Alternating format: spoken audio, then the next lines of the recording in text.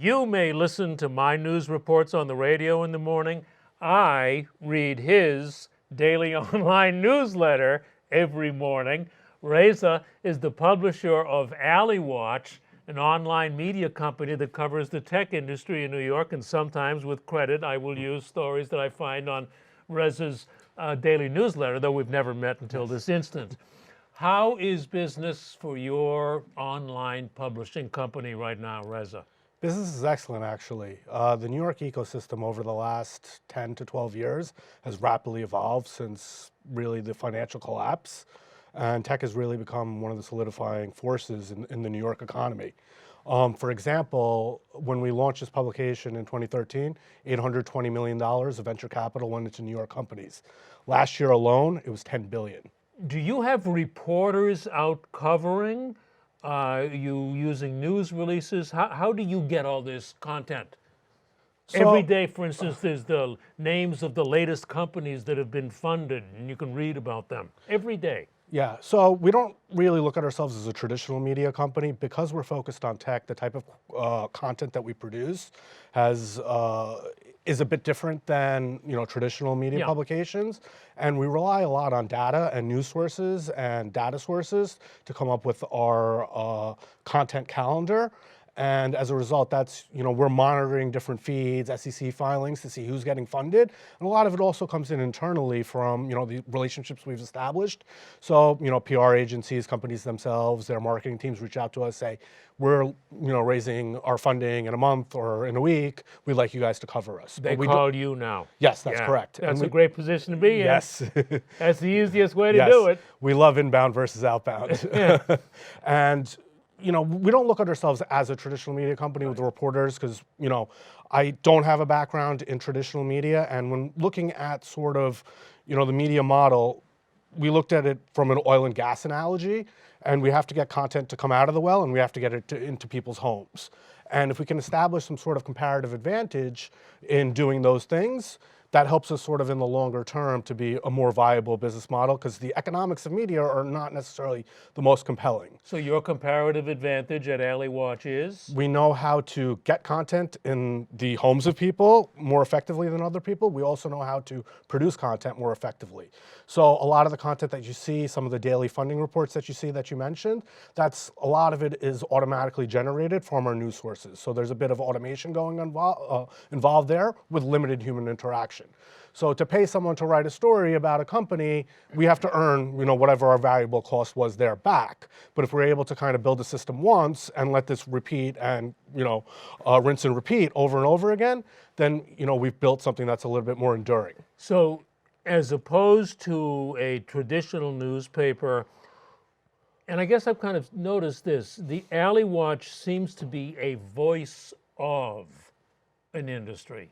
It's like a trade publication in a way, but in a much newer way. The voice of. So I noticed on your website that you say something like, we are here to connect the tech industry, which I guess can seem pretty insular if you're not in it, with the outside New York business community.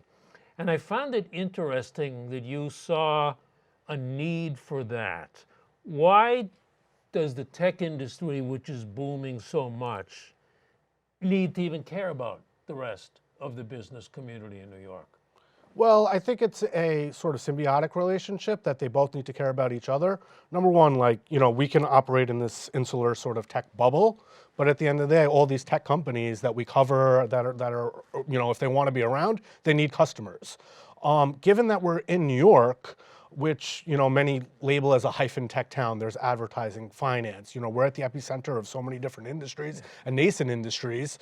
Both we need to sell into these industries as the tech community, but these industries, tech is touching upon everything there. So they need to keep a pulse on what's happening with innovation.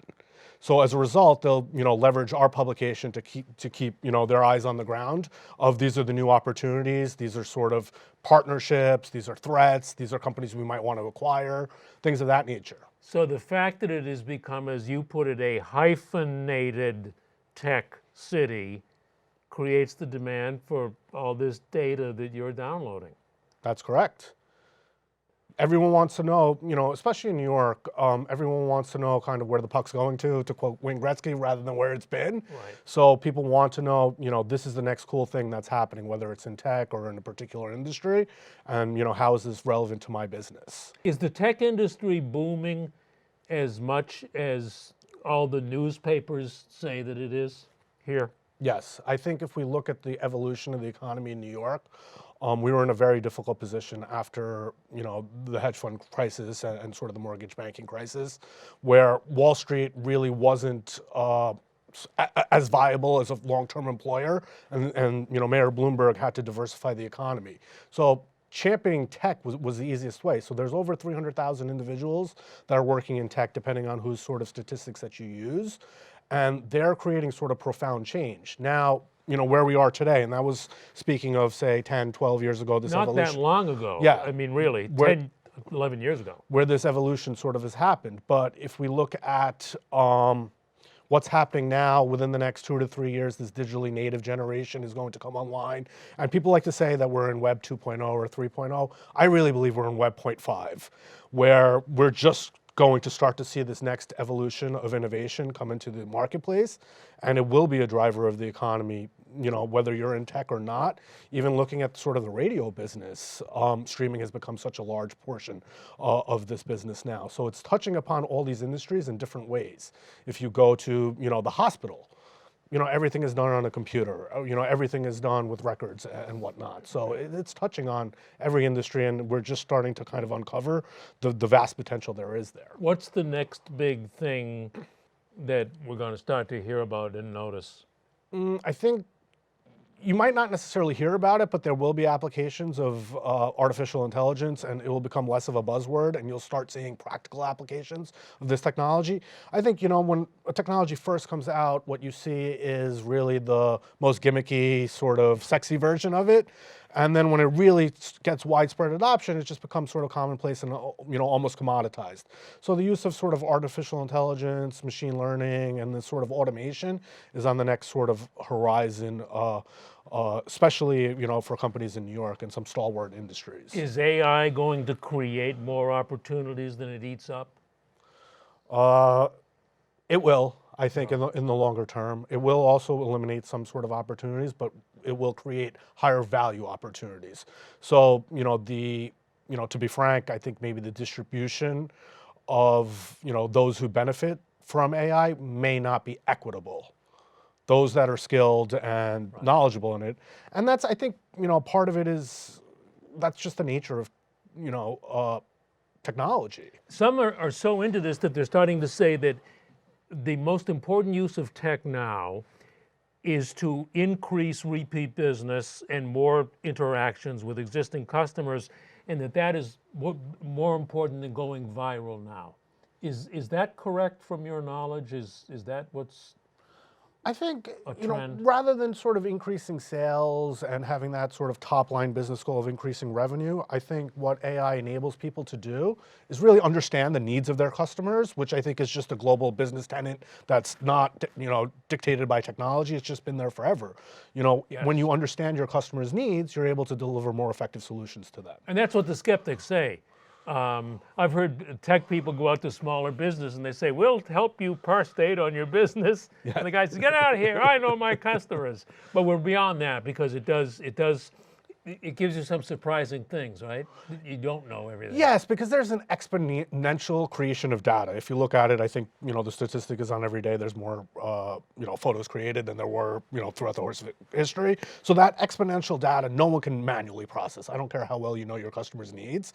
And if you're able to layer the right types of data, you're able to unlock certain, value propositions for your customer that you necessarily wouldn't be able to do manually or with employees. The light bulb will go off. Yes. For exponential reasons. Which is just at a sort of a customer level. But if we look at the application of AI in, say, healthcare, and when AI and machine learning is going through MRIs of, people that might have the potential to have cancer, then that's actually life-changing technology. If they're able to say, hey, we've gone through 1 million data sets and we saw that, when this occurs in this MRI, 60% of the time the person develops some sort of, illness that could be prevented. So you get animated when you talk about the field you cover, right? Yes. What did you do before this? What led you to start AlleyWatch? Immediately prior to AlleyWatch, I was kind of I've been in the tech business. I've launched, several businesses, but I think my career really had its fundamental roots in Wall Street, where out of school I was a trader for a number of years. So if I had to like break my technology career, my career up, what I'd say is I was kind of a Wall Street trader. I went to business school, and now I've been a tech entrepreneur since.